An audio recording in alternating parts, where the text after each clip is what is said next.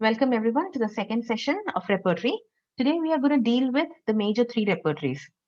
Boenninghausen's Therapeutic Pocketbook, Boger Boenninghausen's Characteristic and Repertory, and Kent's Repertory. So the first one I'm going to deal with is Boenninghausen's Therapeutic Pocketbook. Okay, the original name of Boenninghausen's Therapeutic Pocketbook is The Principle and Practicability of Boenninghausen's Therapeutic Pocketbook for homeopathic physicians to use at the bedside in the study of materia medica.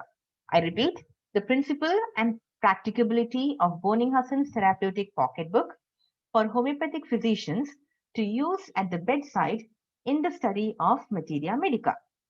Okay, now, before we start into the repertory part, I'm going to tell you a little history about Boenninghausen's therapeutic pocketbook. So before that, you need to know is how did Boenninghausen, become a homeopath? Now, in the year 1828, remember, in the year 1828, Boenninghausen, he had just recovered from a serious health issue, a serious health issue, and he was cured by homeopathy, and thus he started believing in homeopathy.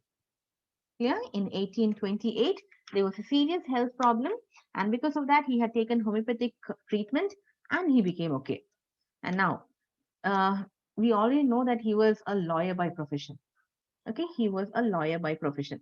And now, being a lawyer, he was totally convinced with the principle of similia, with which homeopathy is working.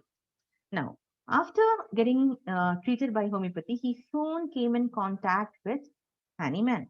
Remember, he soon came in contact with Hahnemann. Okay, and that was the same time when there was a urgent need of a repertory.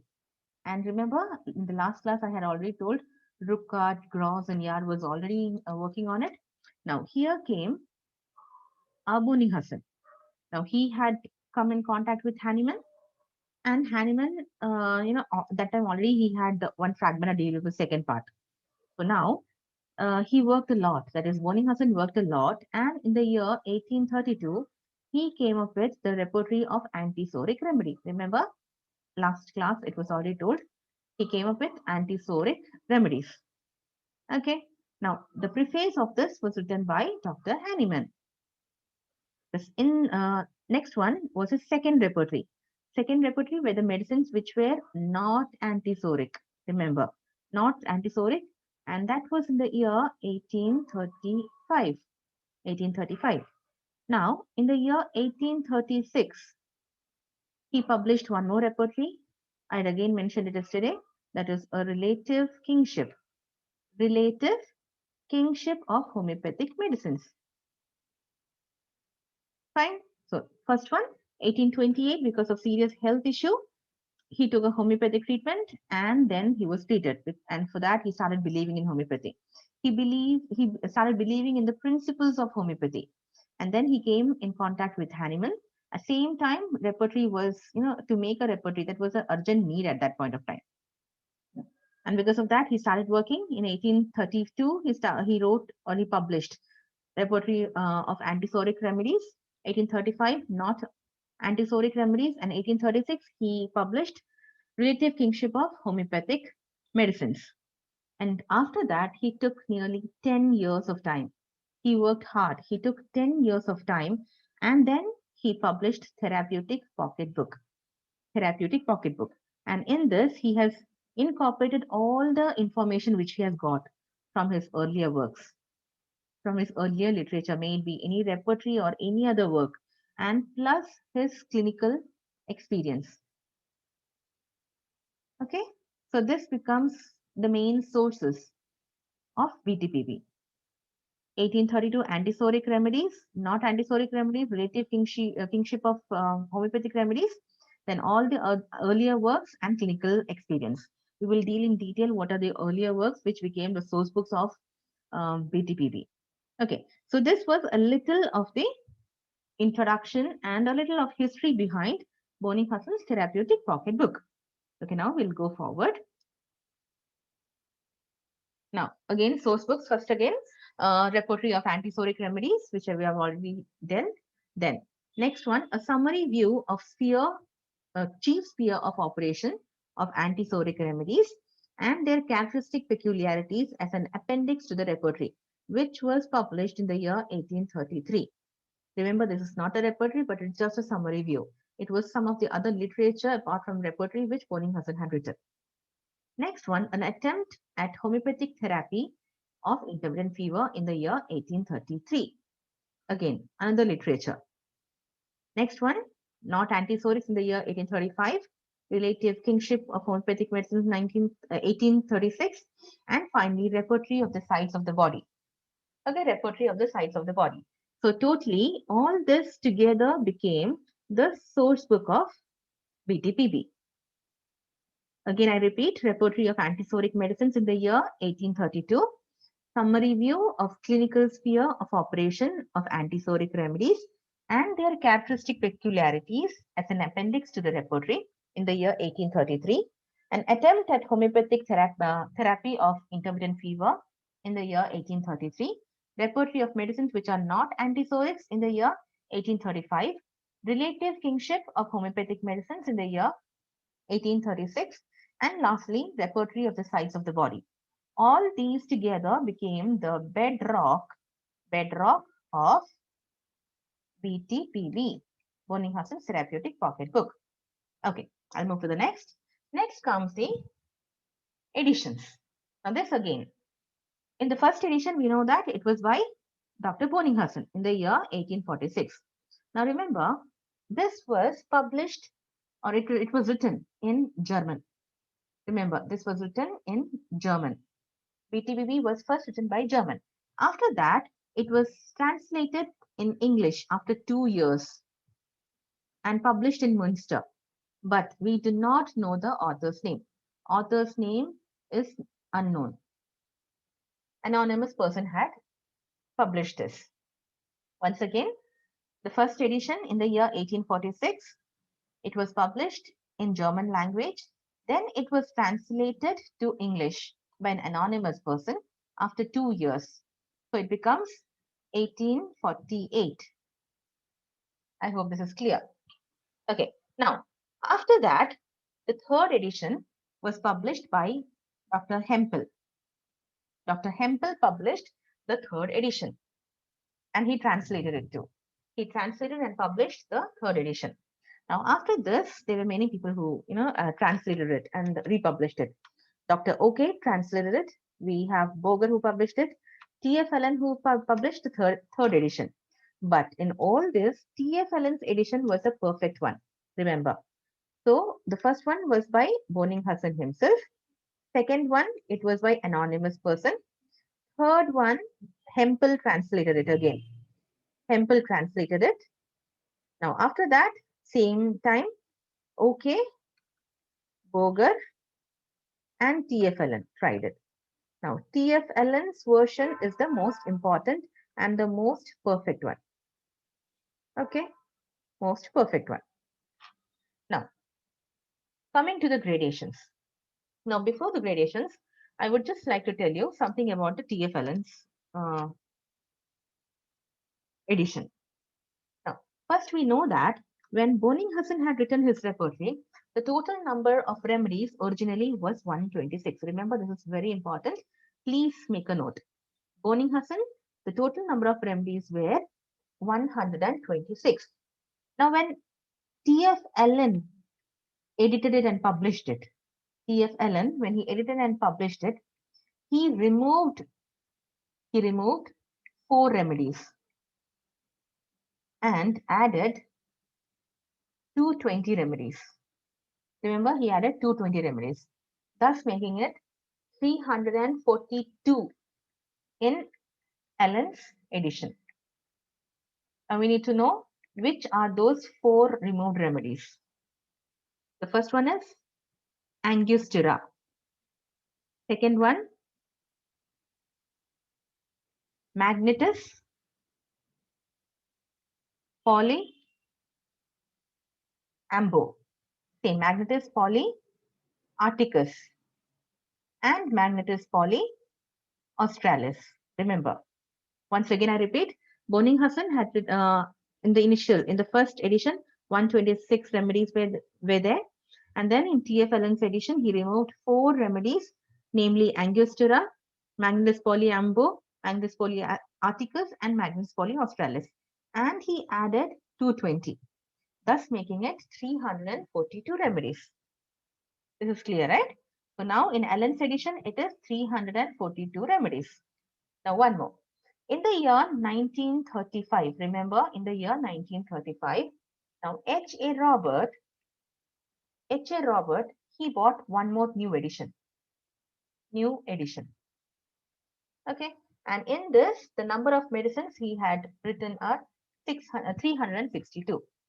So make sure, if at all in a question, if it comes, Allen's edition number of remedies in BTPB, you have to write is 342.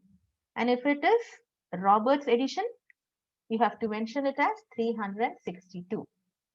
Remember this, 342 and 362. Do not forget this entire thing. Very important. Okay. Now coming to the gradations. Now before coming to gradations again, we'll talk about a little of the philosophical aspect. Philosophical background of BTPB. Okay. Now, Boenninghausen, he found many symptoms recorded which are incomplete. Whenever case taking is being done, he realized that many difficulties were there regarding making the symptoms. And he found that often those symptoms were incomplete. And the incomplete, whatever the symptoms were there, it was more relating to the modalities. He found modalities were lacking in most of the symptoms. So he stressed that we should have a complete symptom. Remember, complete symptom. But coming to the normal philosophical part, the fundamental concepts from the bedrock of this particular BTPP are the first one, doctrine of analogy. Now, under doctrine of analogy, remember Boenninghausen has said that all the local modalities and sensations, remember, local modalities and sensation of one particular part should be also applied to the other parts. Of one part should be applied to the other parts. Now he termed this to be doctrine of grand generalization. Remember, grand generalization. So under doctrine of analogy, he has mentioned that Boenninghausen's, his mind was a kind of analytical mind, and that came to a conclusion that for a complete symptom, the local modalities and the sensation. This is only preferably if you do not find a complete symptom. If there is no complete symptom, the modalities, that is the local modality and the sensations of one particular part should be applied to the other parts. Okay, now he raised local symptoms to a general level using this particular doctrine. Now, this is what is called as doctrine of grand generalization. There were much difficulties, but then his main aim was to find out a complete symptom. So use this. So the second one was doctrine of concomitance. Remember, doctrine of concomitance. First one was doctrine of analogy. Second one was doctrine of concomitant. Now, what he did is, Boenninghausen was the first one who identified that in each case, there were a few group of symptoms along with the main complaint, but they were usually overlooked by the patient and also unnoticed by the physician. Once again, I repeat, Boenninghausen, he identified that in each case, there were a few group of remedies, a few group of symptoms, which were overlooked by the patient as well as the physician. And he emphasized that in all the cases, these group of symptoms should be, or without missing it, we have to write it down, or we have to make a point of it. Now, these symptoms were known as concomitants. Okay, and they said that this is very important for the individualizing a case. This is very important. Okay. So first one was doctrine of analogy. Next one was doctrine of concomitant. Now, coming to the evaluation of remedies. Remember, evaluation of remedies. Now, when we talk about evaluation of remedy, we already said in card repertory, the evaluation in the card was, first it was introduced by Dr. Marcos Dominis. In the same way, Boenninghausen was the first person to grade the remedies, right? To grade the remedies, Boenninghausen was the first one. Now, what he did is, he noticed the frequency and intensity in the appearance of the symptoms. And with basis of that, he graded those symptoms. Okay, now the first one is, now coming to the gradations, or we say typography. We have 4 typography. The first one is capital. Remember, this is in the latest versions. Capital. Then we have bold. Then we have italics, and we have Roman. Finally, we have a Roman in bracket. Okay, so capital, bold, italics, Roman, and Roman in parenthesis or Roman in bracket. Roman in parenthesis is usually 1 mark, and mainly it is found in the concordance chapter. Okay, mainly found in the concordance chapter. Now, one thing, this is of the latest editions. Remember, latest edition, may it be Ellen or Robert. Now, before this, you need to know what was the original typography in Boenninghausen's version.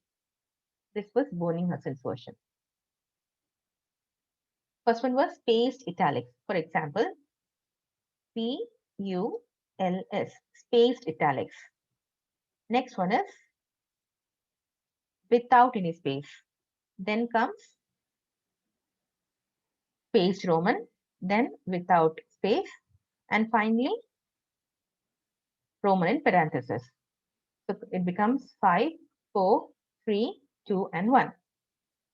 So difference between the typography in case of Allen's and Roberts edition and Boenninghausen's edition is given here. Capital, bold, italics, Roman, and Roman in parenthesis in case of Allen and Roberts edition. Then in Boenninghausen's edition, it is spaced italic, italics without space, spaced Roman, Roman without space, and Roman in parenthesis. So this is the typography of therapeutic pocketbook. Now next one is number of sections. Now in case of number of sections of book BTPV, remember there are total 7 sections. Remember there are total 7 sections. Now for 7 sections, the first one is the mind and intellect. Remember the mind and intellect. And the next one is parts of the body and organ. Under the parts of the body and organ, we'll see which other ones. The second one was parts of the body. I'll make this very fast because there are many chapters. Okay, and the parts of the body. The first one, what we have is head. Head. In that we have internal, we have external, right? External is eyes. Then we have vision, ears, then hearing, nose, next is smell, face, teeth, mouth, throat, hunger and thirst, taste, eructation, nausea and vomiting. Then we have abdomen, in which we have internal and external. Next comes flatulence, stool, urinary organs, urine, micturition, sexual organs, menstruation, leukorrhea, respiration,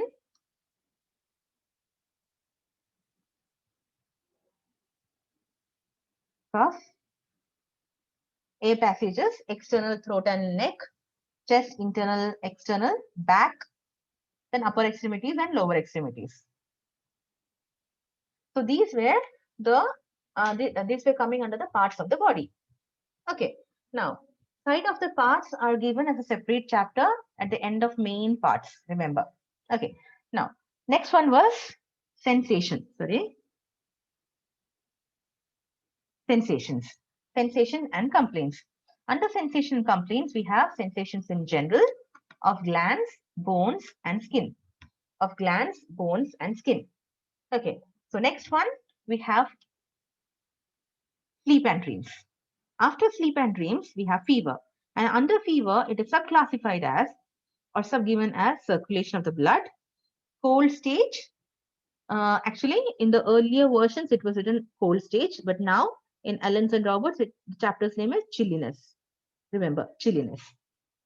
After that, we have coldness, we have heat, perspiration, compound fever, concomitants. Compound fever and concomitants. So this is about the fever. After that, we have alterations of the state of health. Now, in that, we have aggravations according to time, aggravations according to situations and circumstances, amelioration by position and circumstances. Okay, I hope this is clear. And lastly, we have relationship of remedies. Now, remember, initially, when Boenninghausen had written the repertory, the name of this particular part was concordance. It was concordance. Afterwards, in the later editions, it was changed to relationship of remedies. Okay, so once again, 7 parts we have: mind and intellect. Then we have parts of the body and organs. Then we have sensation and complaints. Under that, we have in general of glands, bones, and skin. Next one, sleep and dreams, fever. Under fever, we have circulation of blood, cold stage. Now, right now it is chilliness. Then we have coldness, we have heat, we have perspiration, compound fever, and concomitant complaints. Next one, alterations of state of health. There is aggravation according to time, aggravations according to situations and circumstances, ameliorations by position and circumstances. Lastly, we have relationship of remedies. Now, remember, with regards to the parts of the body and organs, in general, there is anatomical schema is used. Hahnemannian anatomical schema that is used in the parts of the body. When I had written the chapter's name, you might have already seen. Now, beginning with the upper parts of the body, of the head, and then proceeding downwards to the mouth. After that, it follows alimentary tract downwards. Next is the urinary organ and functions. Then sexual organ, then respiratory from above downwards, then external chest, heart, neck, back, upper and lower limbs. Once again, I'll write and I'll make you understand. First is, it begins with the upper part. Remember, upper part. Upper part, we have the first one is head. After head, it comes downwards. Downwards next, we have mouth. After mouth, then it goes to the alimentary tract. Okay, alimentary tract, till down. After that, we go to the urinary organs and its functions. After urinary organs and functions, next one is sexual organs and its functions. Then we go to respiratory organs. Now again, that is from above downwards. Above downwards. Then we go to external chest. Then we go to heart. Then neck, back. Finally, we have upper and lower limbs. Remember, this is the anatomical schema followed in the parts of the body and organs. Remember, parts of the body and organs. If you remember this, it becomes easy for you to remember which chapter comes after what.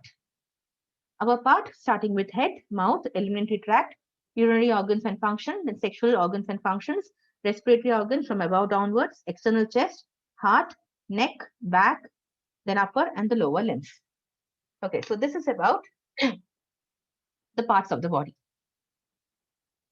Now, we have to know a lot many additions, a lot many points of BTPP. Now, talking about BTPP, one thing which you need to remember is eye teeth. If at all there is a rubric called eye teeth, eye teeth. Remember, eye teeth. That means it is a canine. What Boenninghausen is meaning is the canine tooth. Remember, canine tooth. Okay, canine tooth. Next one. Uh, if at all, Boenninghausen is meaning or is writing KRUZ, cruise. What does he mean? He means that it is the part of the back. Remember, it is the part of the back between the hips. Part of the back between the hips and corresponding to the region of sacrum. Very important one. This is very important. It may come for the exams. Cruise. That means the part of the back between the hips corresponding to the region of sacrum. And if at all, one more terminology he writes as stees. One rubric you get as stees. That means it is the region of coccyx. Region of coccyx. Okay, eye teeth. These are the just examples which I have given. Eye teeth, which means canine. Crus means part of the back between the hips, corresponding to the region of sacrum. And stees, STIESS, means region of coccyx. Okay, now coming to a little rubrics or misplaced rubrics, which you find in BTPP. In the last introductory classes, I have already mentioned that BTPP is one repertory where you get enough number of misplaced rubric. One thing we already had told yesterday that vertigo was found in the chapter Mind and Intellect. So first rubric is vertigo, which is found in Mind and Intellect. Remember, Mind and Intellect. Same way, unconsciousness is also written in the Mind and Intellect. Now, paralysis of optic nerve. Paralysis of optic nerve should have been in the chapter Eyes, but it is given in Vision. Remember, paralysis of optic nerve. Next, beard. Beard should have been in the chapter Face, but it is given in external head. Same way, parotid gland. Parotid gland is given in the chapter Ear. Diaphragm. Where do we usually find diaphragm? We find it in internal abdomen in BTPP. Same. Anus. It is given under stool, which doesn't make a sense. Same way, yesterday we mentioned about abortion under menstruation chapter. Now, desire for open air, aversion or air aversion, open air too.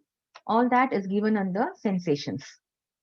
Now, hair fall or hair of head falls out. That should have been in the chapter head, but it is given in the chapter skin. Anemia should have been in the generalities chapter, but it has been given under circulation. Nursing children.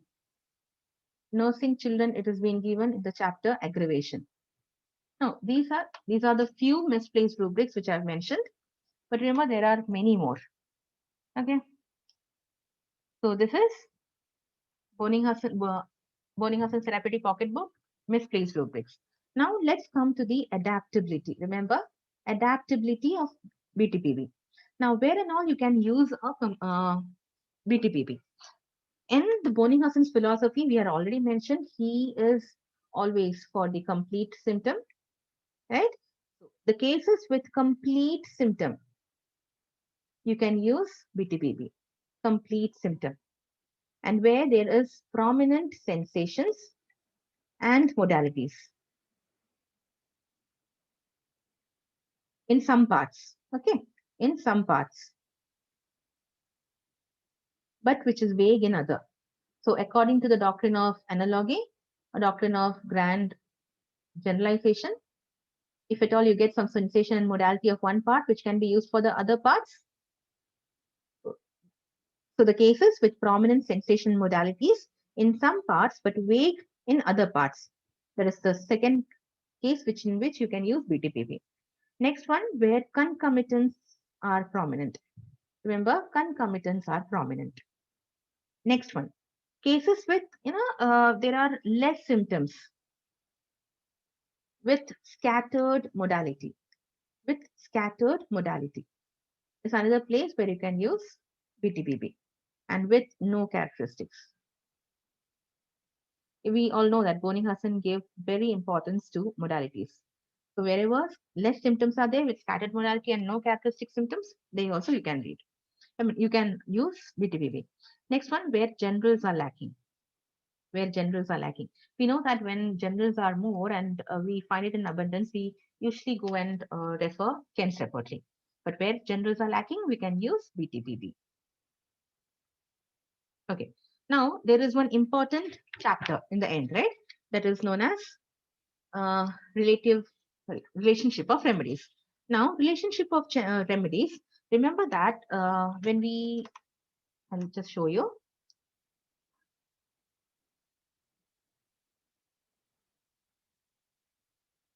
Yeah, these two. That is relative kingship of homeopathic medicines and repertory of the sites of the body. These form the bedrock for the last chapter, okay, or the last section. And the last section was relationship of remedies. Now we'll see what it is.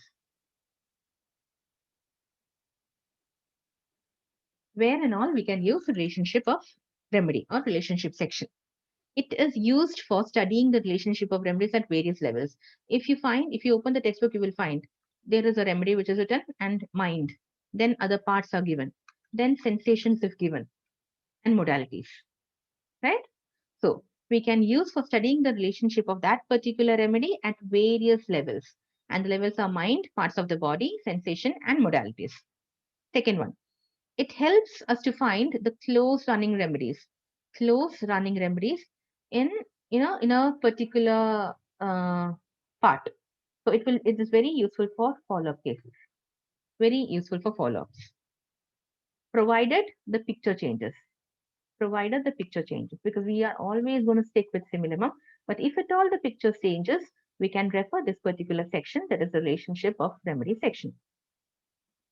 Relationship of remedy section. The third one is to find a second remedy. If the first remedy does not work properly, or we can say does not meet the expectation in a given period of time.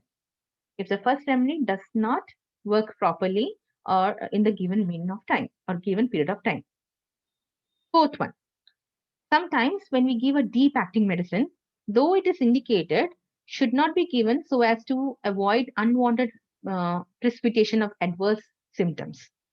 In those, now suppose one remedy is there, which is the most appropriate one. Okay, similar remedy, most appropriate one, and it is a deep acting remedy. Deep acting. But we fear that if we give the deep acting remedy, there might be some kind of adverse effect, some kind of adverse symptoms. Now, if we are giving that particular remedy, definitely we feel that there can be adverse symptoms. So what we'll do, we'll find an analog of that particular remedy and then give to the patient. And this analog can be found in the relationship chapter. Now, fifth, this particular section helps us to study various relationship of remedies. But remember, our Kent also suggested a close study of the subheadings and medicine system under them. So Kent favored this particular section of BTBB, that is relationship section of BTBB. Remember this. Kent favored it. Okay. So this is about a little of relationship of remedy section. Now coming to the special features of this particular repertory. Now we know that when we talk about BTPB, this is the ultimate work of Boenninghausen. This is the ultimate work of Boenninghausen. And As per the name that goes, it can be used in the bedside for the study of homeopathic materia medica. This is one of the very special feature. And now this repertory is based on the principles of complete symptom as well as concomitance. Okay, this is one of the special feature of Boenninghausen Therapeutic Pocketbook. Now, because of this, it becomes easy for all the practitioners to find rubrics, to find the rubrics. Next one. Now, one of the most important chapter or section in case of Boenninghausen Therapeutic Pocketbook is relationship of remedies. It is a very unique one, very unique, and it helps to find all the related remedies of a case. Remember, all the related remedies you can find in Boenninghausen Therapeutic Pocketbook's relationship of remedy section. Next one, sensation and modality chapter. Sensation and modalities chapter. They have several rubrics of various parts and as well as of the whole parts. Whole person of several parts and whole person. Now, this is only seen in Therapeutic Pocketbook. Once again, I'll repeat the sensation modalities chapter. They contain several rubrics which can be related to several or various parts as well as whole person. This is a unique arrangement and that is found only in Therapeutic Pocketbook. Clear? So these were a little of special features. Now, when we talk about Therapeutic Pocketbook, once again, you need to know is a little of criticisms which it faced. So remember criticism. Who were the people who criticized Boenninghausen's Therapeutic Pocketbook? Remember two names, Dr. Kent and Dr. Herring. And what were they against? They were against the doctrine of analogy. They had a problem with this, as well as they had a problem with concomitant symptoms. Remember, they had a problem with analogy, as well as they had a problem with concomitant symptom. So these were the criticism which were faced by our Boenninghausen's Therapeutic Pocketbook.